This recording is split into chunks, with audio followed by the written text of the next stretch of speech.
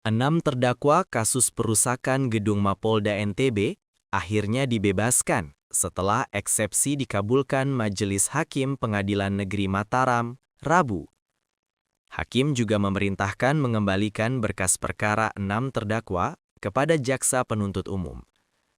Atas putusan Majelis Hakim tersebut, Heru Sandika Triana, mewakili JPU, belum memutuskan langkah hukum selanjutnya, karena masih menunggu salinan lengkap putusan.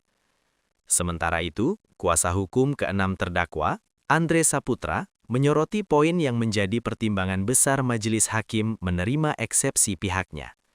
Dia mengaku, 6 terdakwa kasus perusakan gedung Mapolda NTB akhirnya dibebaskan setelah eksepsi dikabulkan Majelis Hakim Pengadilan Negeri Mataram, Rabu.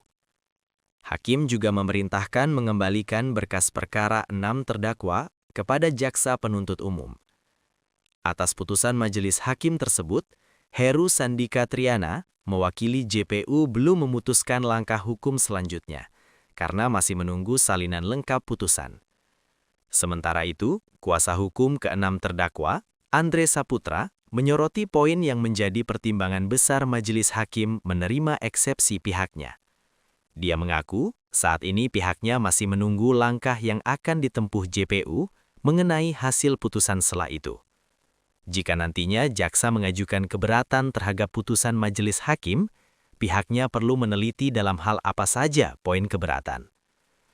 Sebagai informasi, polisi menetapkan 6 tersangka dalam kasus perusakan Mapolda NTB ini. Rinciannya, 4, L, MI, M, dan AN merupakan mahasiswa. FA dan LA adalah masyarakat. Polisi menyangkakan para tersangka dengan pasal 170 ayat 1 dan pasal 460 KUHP.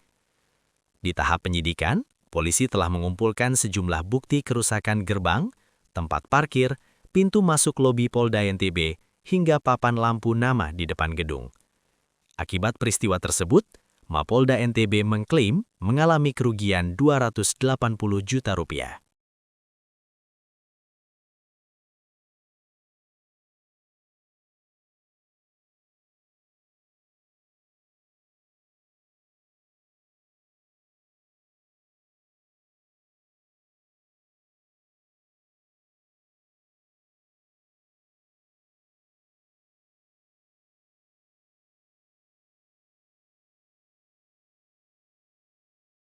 Download Tribun X sekarang, menghadirkan lokal menjadi Indonesia.